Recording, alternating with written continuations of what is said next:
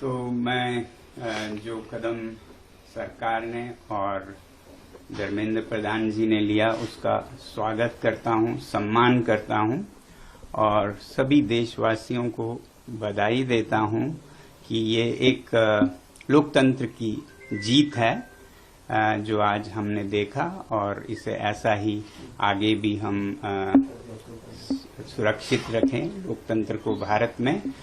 और देश की युवा पीढ़ी को मैं बधाई देना चाहता हूं और धन्यवाद देना चाहता हूं सीजेपी के हमारे टीम और भाइयों और बहनों को जिन्होंने ये मुद्दा उठाया सबसे पहले, और जो वॉलंटियर्स जिन्होंने उनका साथ निभाया, जो देश भर से छात्र और युवक और बड़े बूढ़े लोकतंत्र के लिए खड़े हुए, उन सब का सम्मान करता हूं मैं।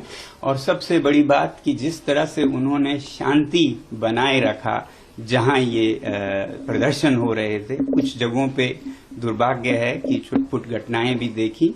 मुझे उम्मीद है कि इस शांति को हम बनाए रखें और कहीं भी कोई गलत बात नहीं होगी आगे भी। ये जो शक्ति है लोकतंत्र की वो हमारी शांति से हुई है, ना कि हमारे बाजुओं के बल से। उसके मुकाबले तो आपके बंदूकें हैं, मगर जो शांति की हमने ताकत दिखाए उसके मुकाबले कोई हथियार नहीं है, तो उसे बनाए रखें। अब जब आप महसूस कर रहे हैं कि आपकी जीत हुई, तो विजय में विनम्रता सबसे बड़ी बात है, वही आपके चरित्र को प्रदर्शित करता है, परिभाषित करता है। तो अब जब इस आंदोलन को जरूरत पड़े और कुछ आगे लेना हो या फिर अभी रोकना हो, जो भी करें बहुत ही शांति से करें। मैं ये उम्मीद करता हूं कि एक तरफ जब जवाबदेही हमें मिली इस बार की, तो अब सुधार पर काम करने की जरूरत है। केवल एक इस्तीफा से, रेजिग्नेशन से राष्ट्र नहीं बनता है।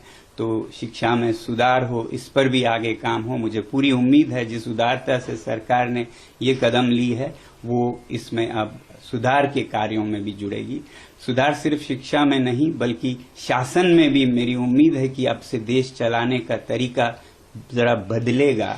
जहां भय है वो नहीं बल्कि प्यार मोहब्बत से देश को चलाया जाएगा और अन्याय न होकर सत्य के रास्ते पे चलाया जाएगा। और